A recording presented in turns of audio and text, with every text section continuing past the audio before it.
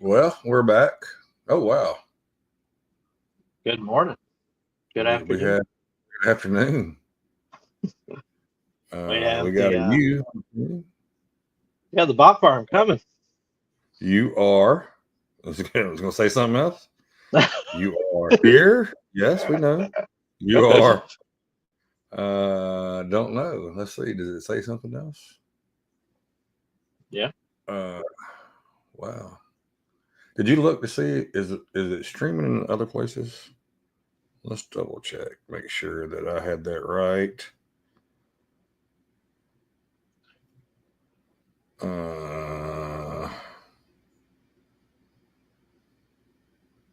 It is not streaming on other places.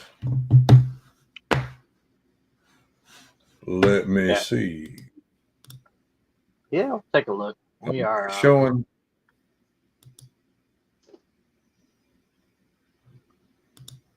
Oh, nope.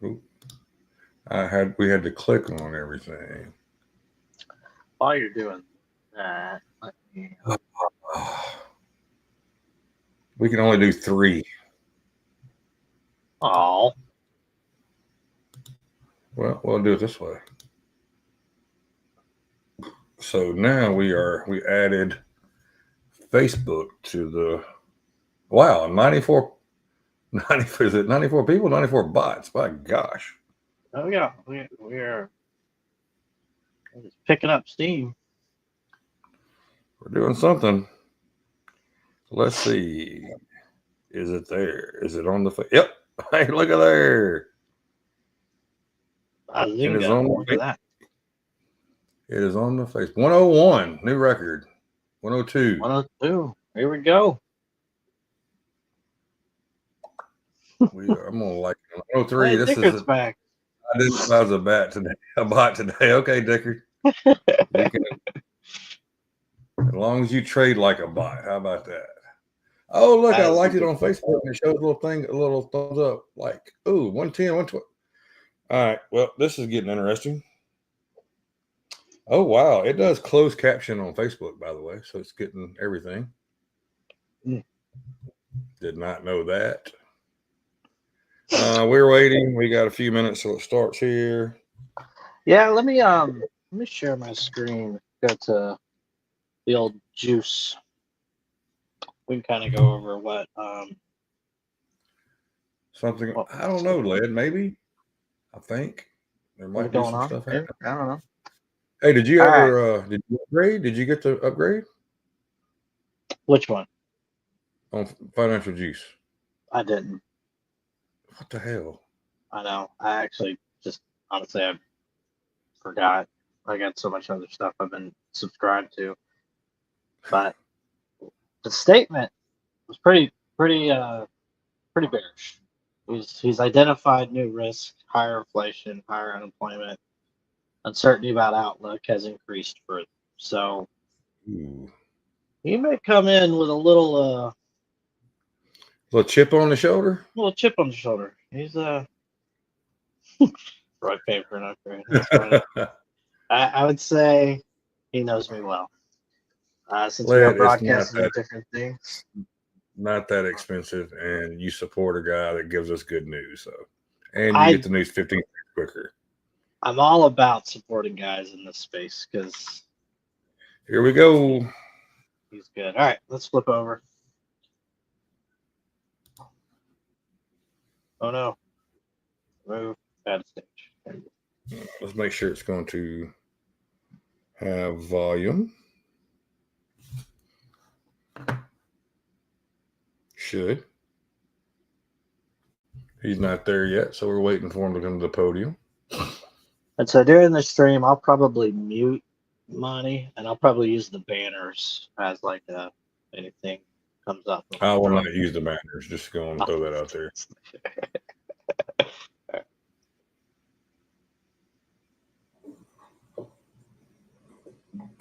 Good afternoon. My colleagues and I remain squarely focused on achieving our dual mandate goals of maximum employment and stable prices for the benefit of the American people. Purple tie. Despite heightened uncertainty, the economy is still in a solid position. The unemployment rate remains low, and the labor market is at or near maximum employment. Inflation has come down a great deal, but has been running somewhat above our 2% longer run objective. In support of our goals, today the Federal Open Market Committee decided to leave our policy interest rate unchanged. The risks of higher unemployment and higher inflation appear to have risen, and we believe that the current stance of monetary policy leaves us well positioned to respond in a timely way to potential economic developments. I will have more to say about monetary policy after briefly reviewing economic developments. Pardon me. Following growth of 2.5% last year, GDP was reported to have edged down in the first quarter, reflecting swings in net exports that were likely driven by businesses bringing in imports ahead of potential tariffs. This unusual swing complicated GDP measurement last quarter. Private domestic final purchases, or PDFP, which excludes net exports, inventory investment, and government spending, grew at a solid 3% rate in the first quarter, the same as last year's pace. Within PDFP, growth of consumer spending moderated, while investment in equipment and intangibles rebounded from weakness in the fourth quarter. Surveys of households and businesses, however, report a sharp decline in sentiment and elevated uncertainty about the economic outlook, largely reflecting trade policy concerns. It remains to be seen how these developments might affect future spending and investment. In the labor market, conditions have remained solid. Payroll job gains averaged 155,000 per month over the past 3 months. The unemployment rate at 4.2% remains low and has stayed in a narrow range.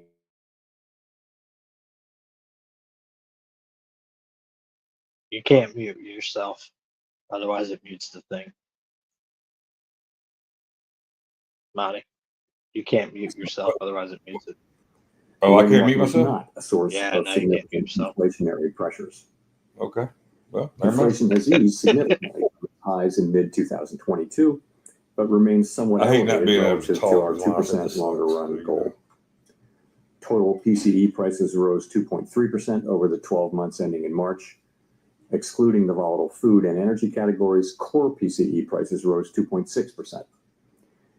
Near-term measures of inflation expectations have moved up, as reflected in both market and survey-based measures. Survey respondents, including consumers, businesses, and professional forecasters, point to tariffs as the driving factor. Beyond the next year or so, however, most measures of longer-term expectations remain consistent with our 2% inflation goal.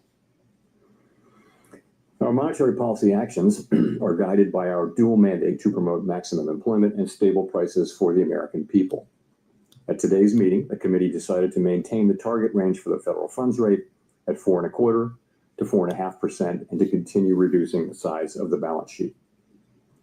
The new administration is in the process of implementing substantial policy changes in 4 distinct areas: trade, immigration, fiscal policy, and regulation. The tariff increases announced so far have been significantly larger than anticipated. All of these policies are still evolving, however, and their effects on the economy remain highly uncertain. As economic conditions evolve, we'll continue to determine the appropriate stance of monetary policy based on the incoming data, the outlook, and the balance of risks.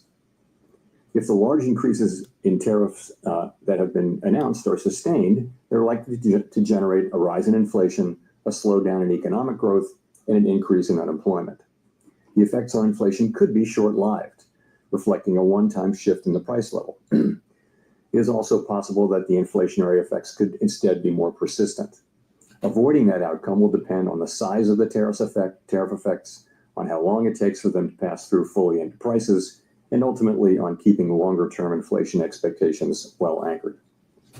Our obligation is to keep longer-term inflation expectations well anchored and to prevent a one-time increase in the price level from becoming an ongoing inflation problem. As we act to meet that obligation, we'll balance our maximum employment and price stability mandates, keeping in mind that without price stability, we cannot achieve the 500 long orders at periods of strong 55.80. labor market conditions that benefit all Americans. We may find ourselves in the challenging scenario in which our dual mandate goals are in tension. If that were to occur, we would consider how far the economy is from each goal and the potentially different time horizons over which those respective gaps would be anticipated to close. For the time being, we're well positioned to wait for greater clarity before considering any adjustments to our policy stance. At this meeting, the committee continued its discussions as part of our 5-year review of our monetary policy framework. We focused on inflation dynamics and the implications for our monetary policy strategy. Our review includes outreach and public events involving a wide range of parties, including Fed Listens events around the country and a research conference next week. Throughout this process, we're open to new ideas and critical feedback, and we will take on board lessons of the last 5 years in determining our findings. We intend to wrap up the review by late summer. The Fed has been assigned 2 goals for monetary policy: maximum employment and stable prices. We remain committed to supporting maximum employment, bringing inflation sustainably to our 2% goal, and keeping longer-term inflation expectations well anchored. Our success in delivering on these goals matters to all Americans. We understand that our actions affect communities, families, and businesses across the country. Everything we do is in service to our public mission. We at the Fed will do everything we can to achieve our maximum employment and price stability goals. Thank you. I look forward to your questions. Very short statement. Steve Leachman, CNBC. Thank you, Mr. Chairman, for taking my question. A lot has happened since the last meeting. There's been tariffs put on, tariffs taken off, and meanwhile, there's a bill advancing in Congress. And I just wonder if I could press you on the last part of your statement. Are you any closer now to deciding which side of the mandate is going to need urgent care first? Well, so as we noted in our statement, post-meeting statement, we've judged that the risks to higher employment and higher inflation have both risen. And this, by the way, of course, is compared to March. So that's what we can say. I don't think we can say, which way this will shake out. I think there's a great deal of uncertainty about, for example, where tariff policies are going to settle out. And also, when they do settle out, what will be the implications for the economy, for growth, and for employment? I think it's too early to know that. So, ultimately, we think our policy rate is in a good place to stay as we await further clarity on tariffs and ultimately their implications for the economy. Hearing you describe what you're looking for in terms of being able to make a decision, it sounded like that's a long-term process before you sound like you're going to be comfortable, or the committee would be comfortable to act on what the data is telling you. I don't think we know. I think, look at where we are today. We have an economy that, if you look through, the sort of distortions in Q1 GDP, you've still got an economy that looks like it's growing at a solid pace. The labor market appears to be solid.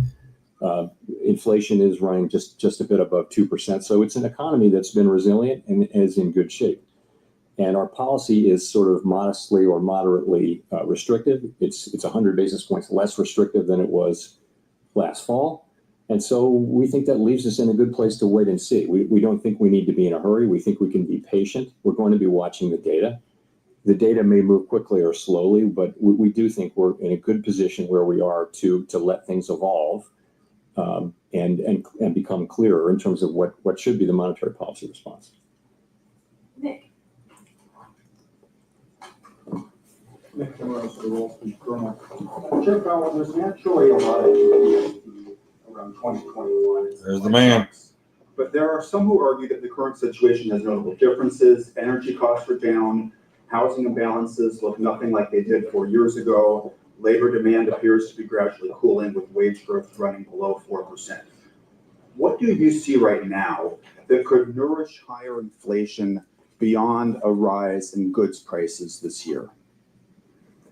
I think the underlying inflation picture is good. It's what you see, which is inflation now running a bit above 2%. And we've had basically decent readings in housing services and non-housing services, which is a big part of it.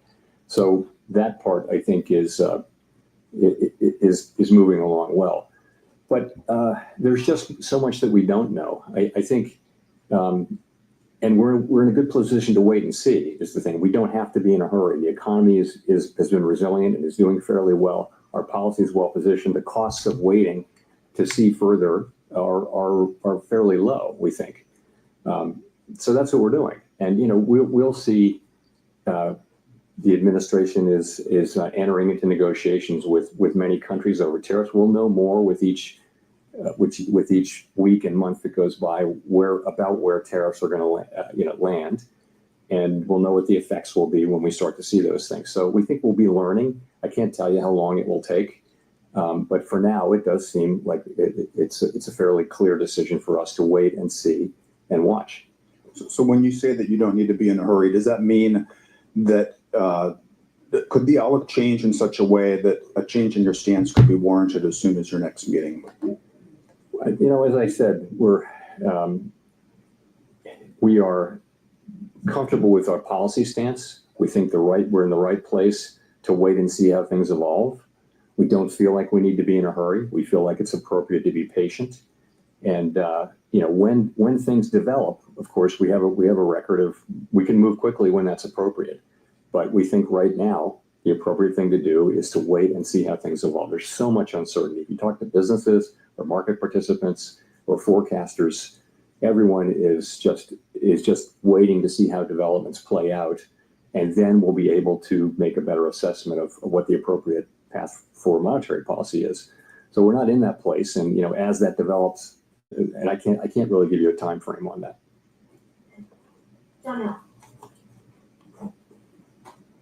Janelle Marte with Bloomberg.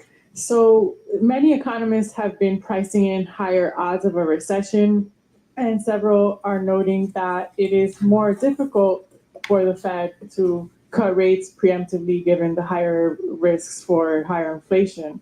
So given the outlook, do you still see a path for a soft landing, and what does that look like? Well, let me say,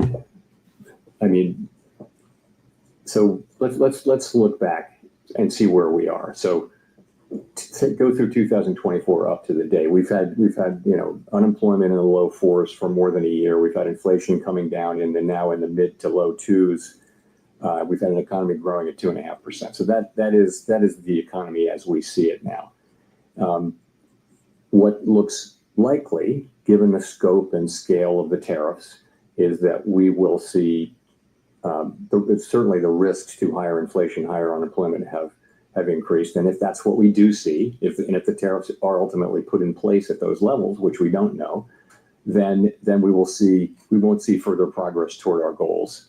But we might see a delay in that. I think in our thinking, we would never do anything but keep achieving those goals. But we would, at least for the next, let's say, year, we would not be making progress toward those goals. Again, if that's the way the tariffs shake out. The thing is, we don't know that. There's so much uncertainty about the scale, scope, timing, and persistence of the tariffs. So that's that. In terms of preemption, I think you can look back at the 2019 cuts as preemptive. I wouldn't say that what we did last fall was at all preemptive. If anything, it was a little late. But 2019, we did cut 3 times. But the situation was you had a weakening economy and you had inflation at 1.6%. So that's a situation where you can move preemptively. Now we have inflation running above target. It has been above target for 4 years. It's not so far above target now.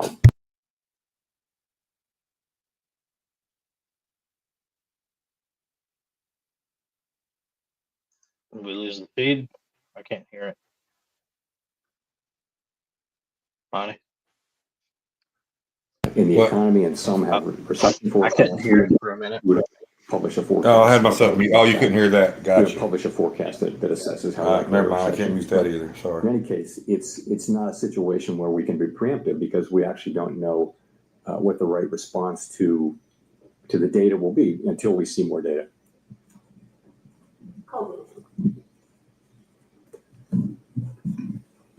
Colby Smith with the New York Times. How much weakness does the committee need to see, though, in the labor market and the economy more broadly She's usually to good. lower interest rates again? Is it Yes, about a yes. certain increase in the unemployment rate over a period of time, or perhaps a certain number of negative monthly job reports? I mean, how are you making that assessment? So first of all, we don't see that yet, right? We have 4.2% unemployment, good participation, wages behaving very well, participation, I mentioned, at a good level. So, with the labor market, we would look at the totality of the data. We'd look at the level of the unemployment rate. We'd look at the speed with which it's changing. We would look at the whole huge array of labor market data to get a sense of whether conditions are really deteriorating or not. And at the same time, we'd be looking at the other side of the mandate. We could be in a position of having to balance those two things, which is, of course, a difficult balancing judgment that we'd have to make. On that point about balancing, I mean, you've mentioned that the committee would consider how far the economy is from each goal and the time it would take to kind of get back to that point. But what does that mean in practice? I mean, how much of that assessment will be rooted in a forecast versus data dependence? It would be a combination of the two. I mean, let's just say this would be a complicated and challenging judgment that we would have to make. Yeah, we're not in this situation, but the situation is if the two goals are in tension. So let's say that unemployment is moving up in an uncomfortable way, and so is inflation. Not the situation we're in, hypothetically, but we would look at how far they are from the goals, how far they're expected to be from the goals, what's the expected time to get back to their goals. We'd look at all those things and make a difficult judgment, and that's in our framework. It's always been in our thinking. We haven't faced that question in a very long time. So again, difficult judgment to make, and not one that we face today. We may never face it, but we have to be keeping it in our thinking now. Edward. Thank you. Edward Lawrence with Fox Business. So we had the CPI report that came out that showed month over month the first increase in inflation in about 3 years. The jobs report, you said, solid, that we saw. At the same time, we have those new tariffs that we're living under. So given this, should the Federal Reserve be cutting rates at all this year? It's going to depend. I think you have to just take a step back and realize this is why we are where we are. We're going to need to see how this evolves.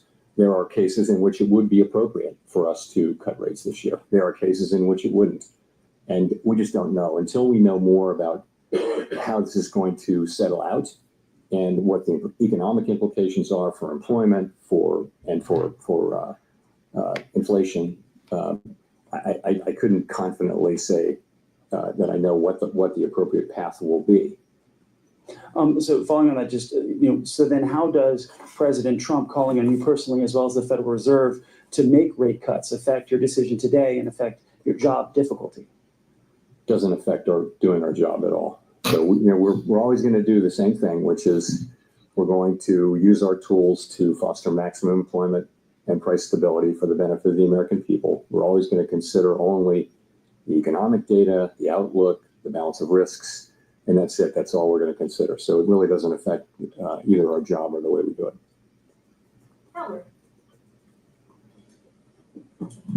Hi, Howard Schneider with Reuters, and thanks for the time. I'm wondering, given the complexity about the first quarter GDP and what lies ahead, I'm just wondering what your intuition tells you about the underlying direction of the economy right now. Many of your colleagues have said they feel growth is slowing. If so, do you have any sense of by how much, to what degree the slowdown may be? What does your gut tell you about how things are evolving out there? That guy always like My he gut just woke tells me up. that uncertainty about the path of the economy is really elevated, and that the downside risks have increased.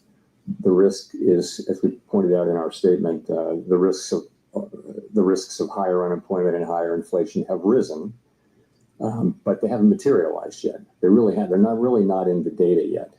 So that tells me more than by intuition, because I think it's obvious actually that the right thing for us to do is we're in a good place. Our policy's in a very good place, and the right thing to do is await further clarity.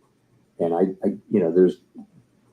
usually things clarify and that the appropriate direction becomes clear. That's what usually happens. Right now, it's very hard to say what that would be.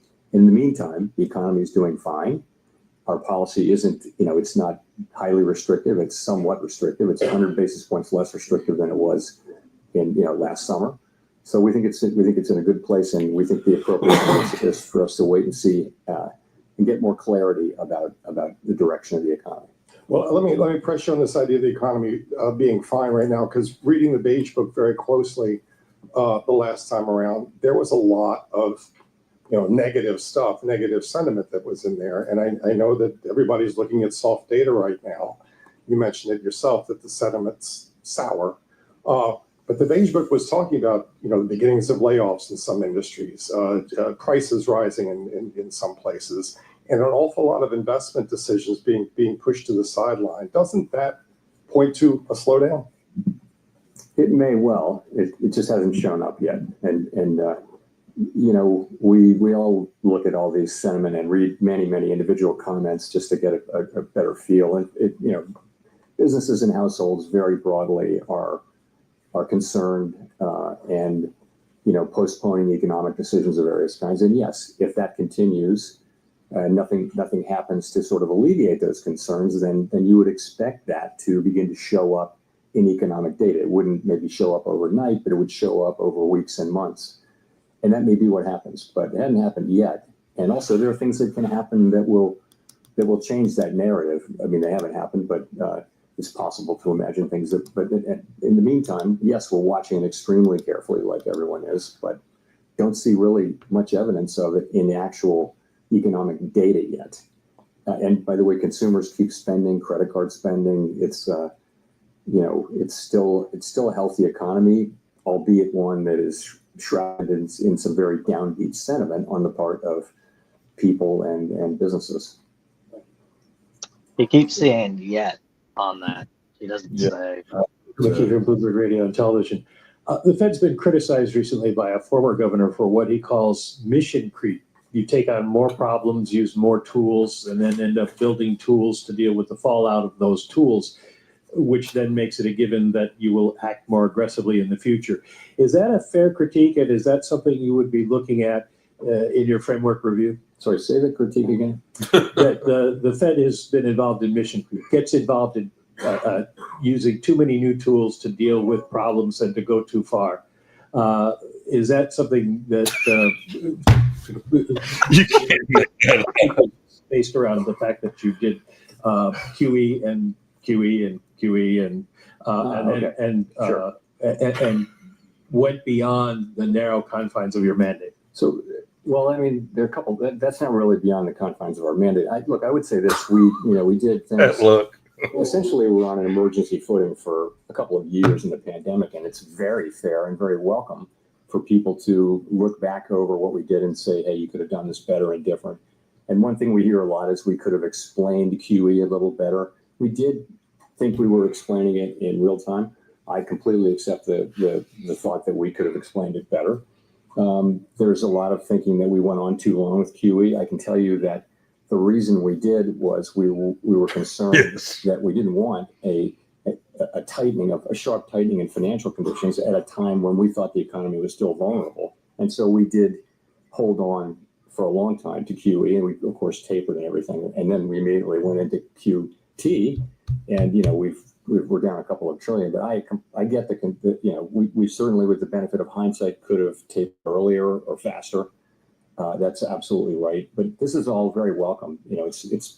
We knew doing this in real time that we weren't going to get it perfect, and those kind of after action kind of looks are essential, and we're doing the same thing in our review. So on some issues. The other part of that critique is that you've taken on topics that are outside of the mandate, such as climate change and trying to ensure that certain groups are benefited by your economic policies in terms of employment. Looking at him with one eye over there. So what? On climate, Yeah, he's not happy with him. over again that we will not be climate policymakers, and that our role on climate is a very, very narrow one. And I think I think that's what we've done. We've done really very little on climate. You can say that little bit that we've done was too much, but I wouldn't want to give any impression that we've taken climate in as something that we're spending a lot of time and energy on. We're not. We have very, very narrow things. We did one guidance for the banks, and then we did a one-time stress analysis, climate stress analysis, and that's it. And we dropped out of the network agreement, the financial system. So we didn't do much on climate, but I do think, and I've said this publicly several times, I think it's a real danger for us to try to take on a mandate like that, which is very narrow application to our work. And the risk is if you go for things that are really not in your mandate, then why are you independent? And I think that's a very fair question. I do think we've done a whole lot less on climate than some people seem to think we did. Anyway, that's what. Should you have taken on the question of bringing unemployment rates down for specific categories? We didn't do that. What we said was that we never targeted any unemployment rate for individual racial or demographic groups. What we said was that maximum employment was a broad and inclusive goal. And I think what we meant by that was we're going to consider the totality of the country as we look at our maximum employment goal. Of course, we were never going to target any individual group with that, but I think some people, wanted to hear it that way. But that's not at all what we meant. So that's just not a correct reading of our. But I can see how maybe people found that confusing, and we have to take that into consideration. Jolene. A lot of buzzwords in those answers. Hi, Chair Powell. Thanks for taking our questions today. I'm Jolene Kent with CBS News. You've said wait and see, and the economy is doing fine today, but the impact of tariffs are already showing up at the ports. Businesses big and small are telling us that they feel it, and most importantly, consumers say they feel it, that the challenges are here, and there's no waiting and seeing. For Main Street, what is the breaking point? What would have to happen to what is the market like? Rate cut specifically? Well, It's ripping.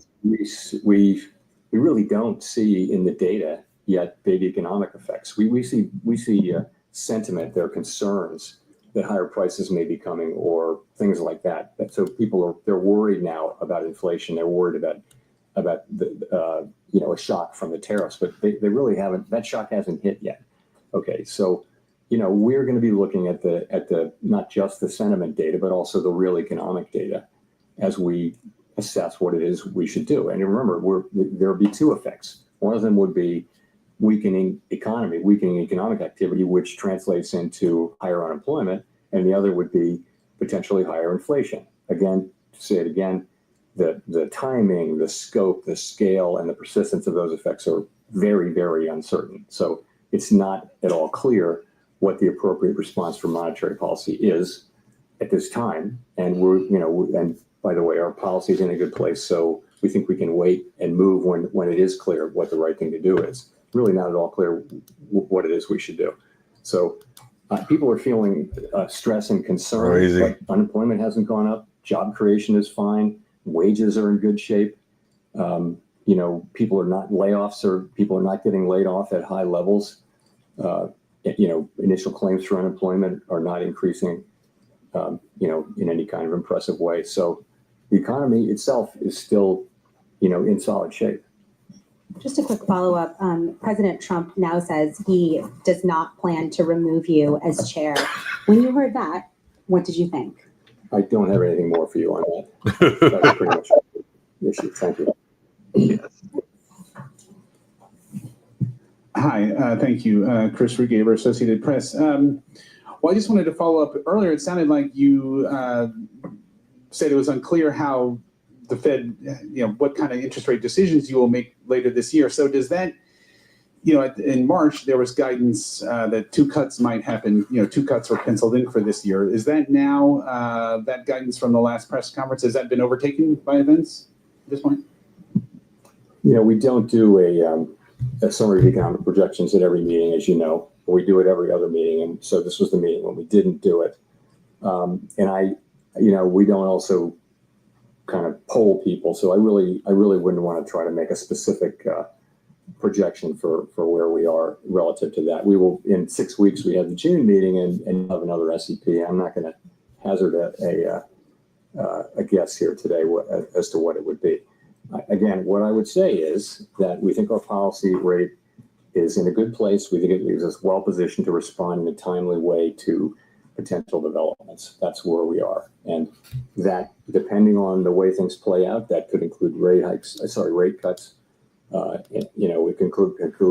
It could include us holding where we are.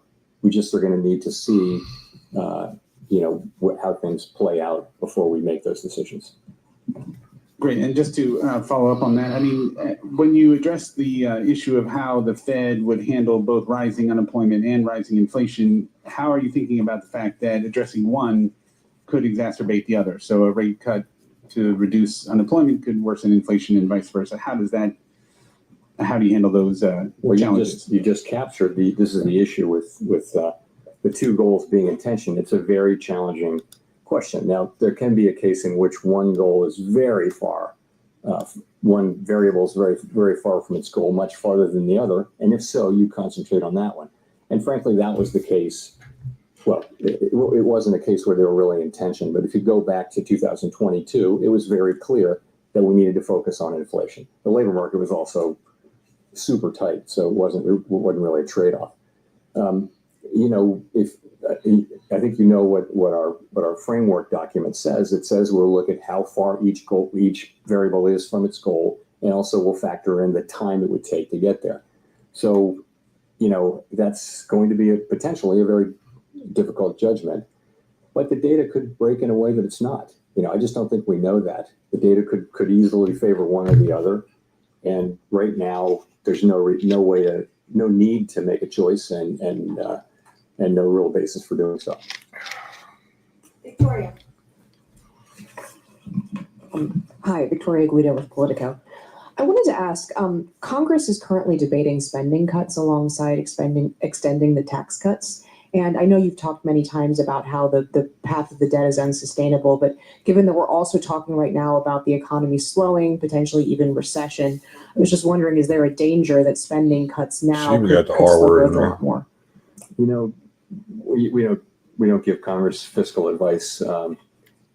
We take what they do as a given and we put it in our models and in our assessment of the economy. So I wouldn't want to, speculate on that. I mean, I think we do know that the debt is on an unsustainable level, on an unsustainable path, not at an unsustainable level, but an unsustainable path. And it's on Congress to figure out how to get it. And it's not up to us to give them advice.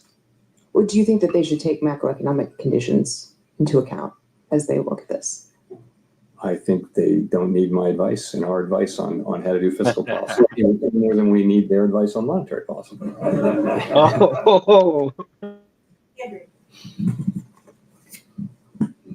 Thanks, Mr. Chairman. Andrew Ackerman with the Washington Post. In your Jackson Hole comments last year, you said you would not welcome further cooling in labor market conditions. The unemployment rate then was 4.2%, which is what it is now.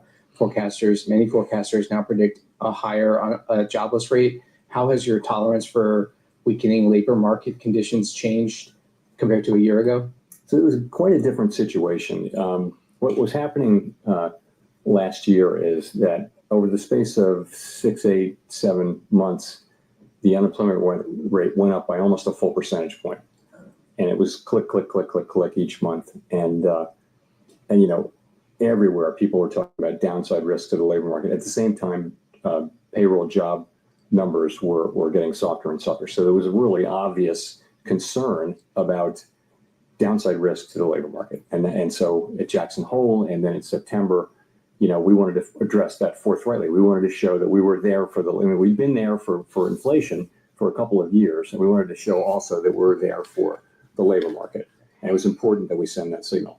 Fortunately, since then, the labor market has really, and the unemployment rate have really been moving sideways at a level that is, well in the range of mainstream estimates of maximum employment.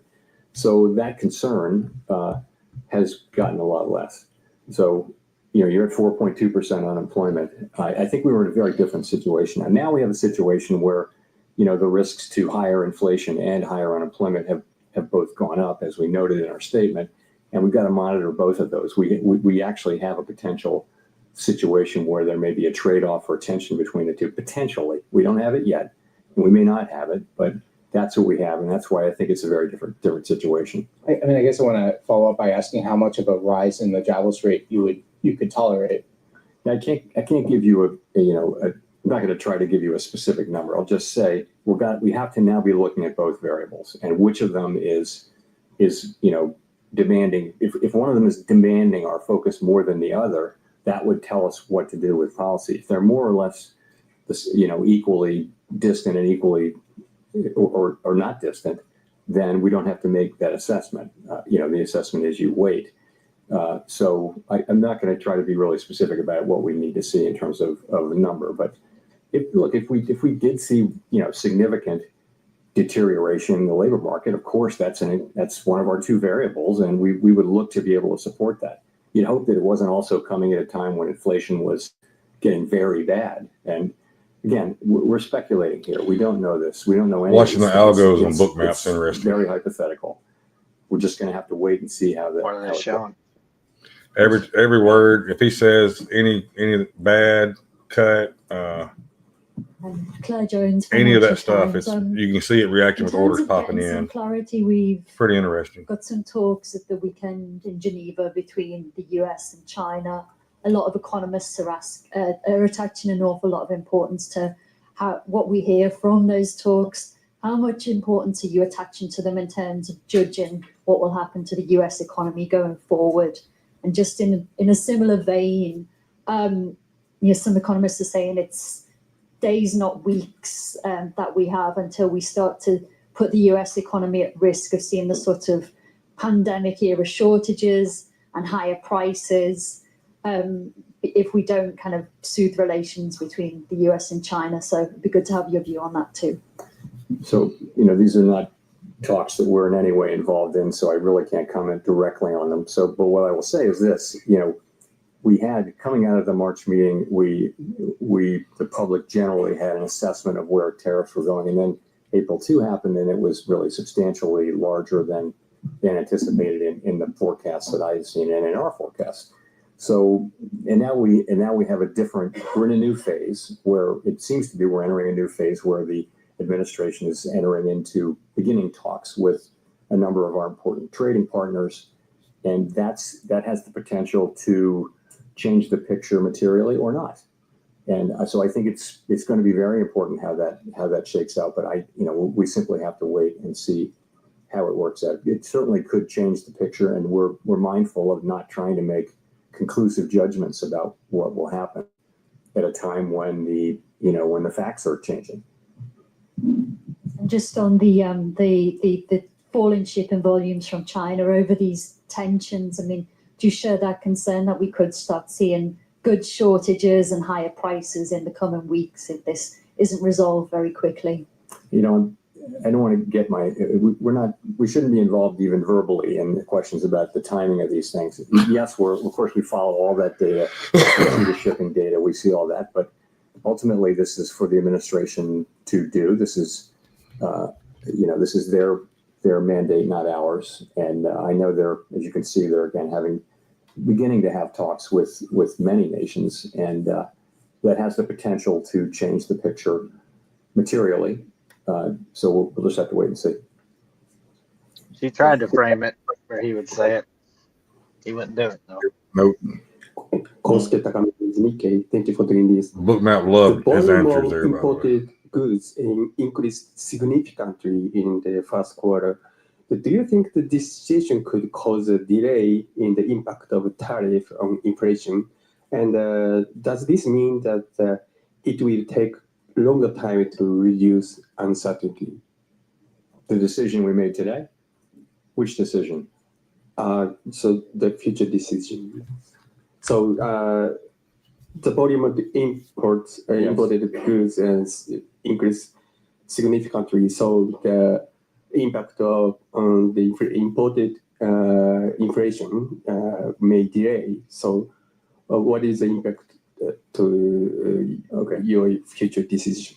Okay, so I mean, I think we I think we think that there was a big spike in imports, right? Very big, historically large, really, and to beat tariffs. And now that should actually reverse, so that it's the difference between it's exports minus imports. So and imports were huge, and so that it conveyed a very negative contribution to U.S. GDP, annualized GDP in the first quarter. Negative word got them going. So that could, in the second quarter, be reversed, so that we have an unusually large contribution to usually positive. That's very likely as imports drop sharply. You could also have, very likely you'll have restatements of the first quarter. It'll turn out that consumer spending was higher. It'll turn out that inventories were higher, and so you'll see those data revised up. It may actually go into the third quarter too, and so I think this whole process is going to a little bit make it harder to make a clean assessment of U.S. demand. I mentioned private domestic final purchases, which doesn't have inventories government or inventories government. Anyway, it's a cleaner read on private demand, but that too probably was flattered a little bit by by strong demand for imports to beat tariffs. So that might overstate. It's a really good reading, 3% PDFP in the first quarter. That might actually overstate. So it's not really going to, I don't think it's going to affect our decisions. I will just say, though, that it's a little confusing, and it's probably less confusing to us than it would be to the general public as we try to explain this. It's complicated, and GDP is sending a signal, PDFP is sending a signal. It's a little bit confusing, but I think we understand what's going on. It's not really going to change things for us. Courtney. Whoa.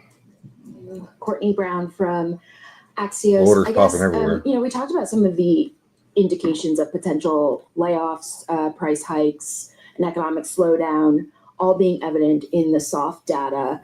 I'm curious why the Fed needs to wait for that to translate into hard data to, make any type of monetary policy decision, especially if the hard data is not as timely or might be warped by tariff-related effects. Are you worried that the soft data might be some sort of false warning? No, I mean, look at the state of the economies. The labor market is solid, inflation is low. We can afford to be patient as things unfold. There's no real cost to our waiting at this point. Also, the sense of it is we're not sure what the right thing will be. There should be some increase in inflation. There should be some increase in unemployment. Those call for different responses, and so until we know, potentially call for different responses. And so, until we know more, we have the ability to wait and see. And it seems to be a pretty clear decision. Everyone on the committee supported waiting, and so that's why we're waiting. Just a very quick follow-up. There was this sort of vibe session, if you will, where the sentiments expressed in soft data did not translate into the hard economic data. How are you thinking about that when interpreting some of the signs in the softer survey data? She's calling them all out. I think going back a number of years, the link between sentiment data and consumer spending has been weak. It's not been a strong link at all. We had a move of this, speed and size. So it wouldn't be the case that we're looking at this and just completely dismissing it. But it's another reason to wait and see. You're right that we had a couple of years during the pandemic where people were saying just very downbeat surveys and going out and spending money.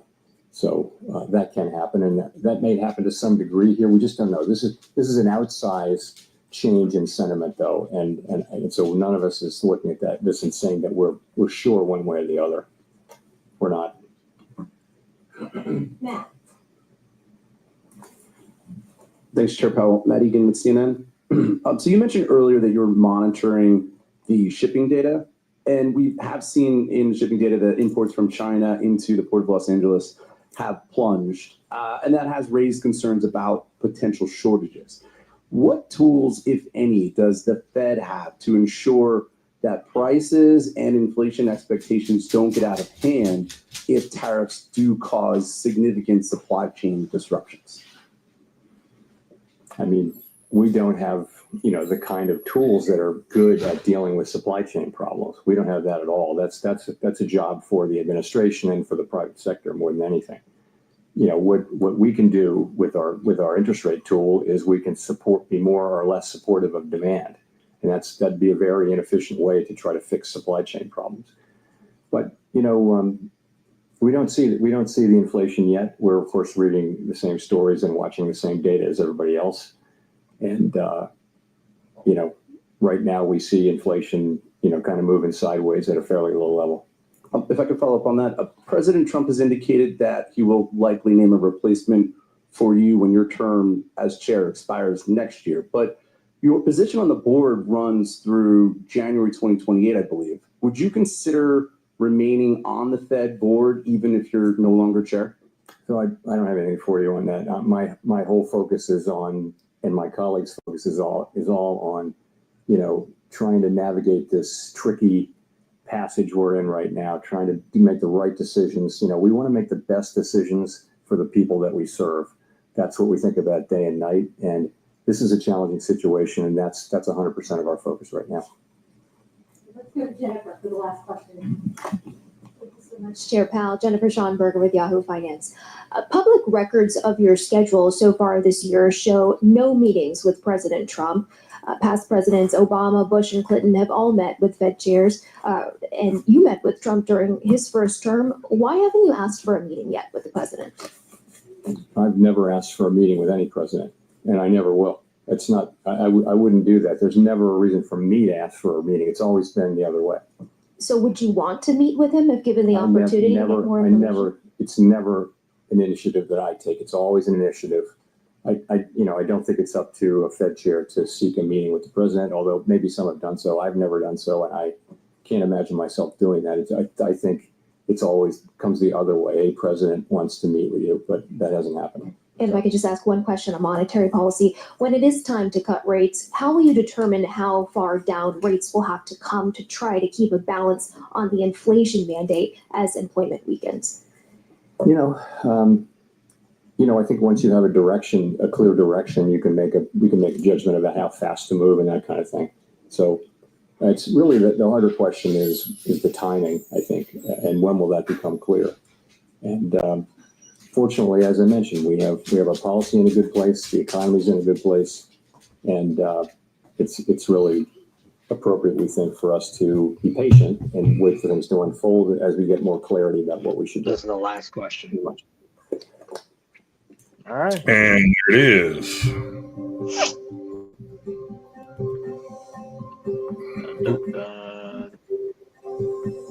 All right, I'll flip to mine.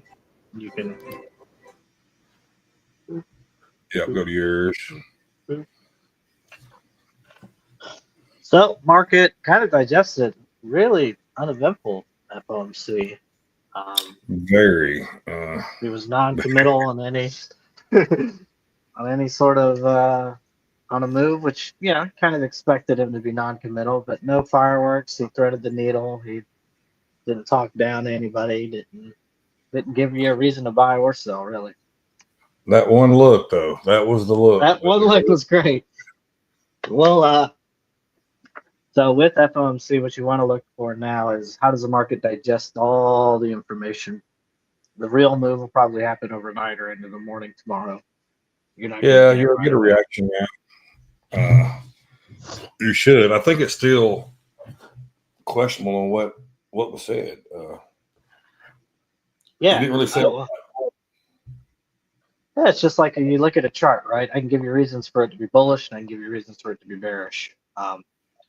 So I think the market, as you can see, hasn't really picked a direction. We are right at VWAPs. We are at anchored VWAPs. We're just. And if you look at book mount, there's nothing on there. The biggest order on the board right now is at 56.50 at 120. Wow. Yeah. So the real losers today were anybody who's did spreads or straddles. You got kind of IV crushed a bit. on it. So I think that's it for us. Yeah. Glad you gave that up a long time ago. We got 161 viewers today. Thank you, guys. Please like and subscribe. Yes, please like and subscribe. We need all the help we can get. I know all 161 of you are not bots. We'll say that much. So let's hope that at least a third of them are real people. And also, guys, although CBD's climbing, you had some orders pop in at 56.20. That's kind of pulling it down now. I mean, the crazy thing is this FOMC, you didn't see iceberg orders you normally see. Yeah. The biggest iceberg order was 93, and it was to the downside, and that was it. Did a straddle about 2 hours before the rate info. Didn't do too shabby. Well, good job, Howie. Well, good job, man. 164 people now. Said we were about done. We gained 3 more people. How about that? Look at that. We are streaming tomorrow morning. If you guys want to join us as well, you'll see actual trades and strategies and all sorts of fun stuff. And who knows what story you'll hear in addition to. Normally, I have a pretty good read on FOMC of where we kind of go. I'm honestly pretty neutral right now. I think it does lean a little bearish, but that's a very slight lean. Him being non-committal, he did not dismiss a recession. He didn't amplify that they needed to cut. He's sitting tight. So now I think you're going to see what will be the fallout of his comments, if any, from the administration, and then what will the market, specifically the bond market, handle all of this. Yeah, he did a good job avoiding all the keywords. Yeah. I mean, Howard says chances of a rate cut next 2 went down very slightly. I'm going to be honest with you. I don't see them next meeting dropping rates personally. I think it's going to take, he said the tariff word a couple times. And if you noticed, he was like, hey, we just got to wait and see. This is more than we expected. I think that caught them off guard. And I don't think they know how to react to it. So we'll see. TNX did tick down. So it is down on the news. The dollar is up on the news and gold is down on the news. So take that for what you will. That is bullish for us here. So anyway, thank you guys. It was like Roy said, non-eventful really. Just kind of blah. We had one big move down, and I'll be damned they pushed it right back up. So now we're just we had one thing. Yeah, we have one fantastic potential meme to create. So I'll get on that. I'll wait for you to text me what that's going to be so we can put it out on all social media. 171 people. Thank you, guys. The longer we talk, the more people join. It's weird. We appreciate it, guys. Join us tomorrow morning. Yep, we'll be here tomorrow morning. We will catch you guys then. So thank you all for joining, and we will see you later. Be safe the rest of the day.